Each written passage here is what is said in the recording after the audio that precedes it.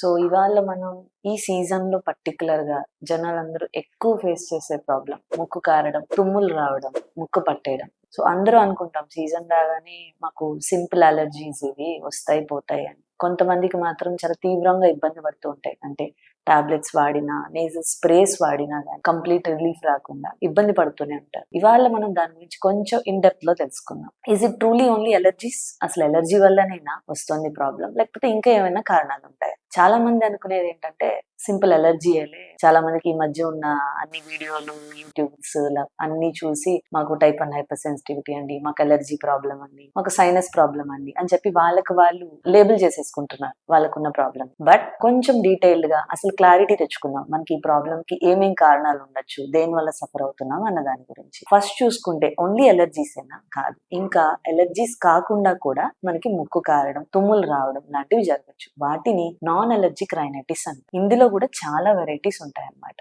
అంటే మెయిన్ గా చెప్పుకునేది అయితే మాత్రం వాసోమోటర్ రైనైటిస్ అంటాం. అంటే మనం రెగ్యులర్ గా వింటూ ఉంటాం, చల్లగాలి అయిన వెంటనే ముక్కు పట్టేస్తోందండి, లేకపోతే మనం ఎత్తులోకి వెళ్ళిన వెంటనే ముక్కు పట్టేస్తోంది, స్ట్రాంగ్ స్మెల్స్ కూడా మాకు ముక్కు పట్టేస్తుంది, గాలాడట్లేదు, తుమ్ములు వస్తున్నాయి. ఇట్లా చెప్పేవన్నీ కూడా ఏంటంటే సాధారణంగా వాసోమోటర్ రైనైటిస్ అని అంటాం. This is different from allergy. Allergies లో మనకి ఏమవుతుంది అని అంటే ఐజీ మీడియేటెడ్ రెస్పాన్స్ అని అంటాం. అందులో ఈసినోఫిల్స్ లెవెల్స్ అవి పెరుగుతాయి అన్నమాట. బట్ వాసోమోటర్ రైనైటిస్ లో అట్లా కాదు. వీళ్ళకి కంప్లీట్ గా ఎన్విరాన్మెంట్ రిలేటెడ్ ట్రిగర్స్ వల్ల ముక్కు పట్టేయడం, తుమ్ములు రావడం, గాలాడకపోవడం ఇట్లాంటి ప్రాబ్లమ్స్ అరైజ్ అవుతూ ఉంటాయి. సో 2-3 వీక్స్ కి మించి ఎవరికైనా టాబ్లెట్స్ కానీ స్ప్రేస్ కానీ వాడినా రెస్పాన్స్ రావట్లేదు, ట్రిగ్గర్ ఫ్యాక్టర్స్ ఇట్లాంటివి ఉన్నాయి అని అంటే మనం ఇంకేమన్నా ఉందా అని ఆలోచించాల్సిన అవసరం ఉంది. మీరు ఎక్కువ ఇబ్బంది పడుతున్నారు, 2-3 వీక్స్ కి మించి మనకి ఈ సిమ్టమ్స్ కనుక ఉన్నాయంటే మన ఏషియన్ ENTకి రండి, మనం ప్రాపర్ గా డయాగ్నోస్ చేద్దాం అండ్ మంచి ట్రీట్మెంట్ అందిద్దాం.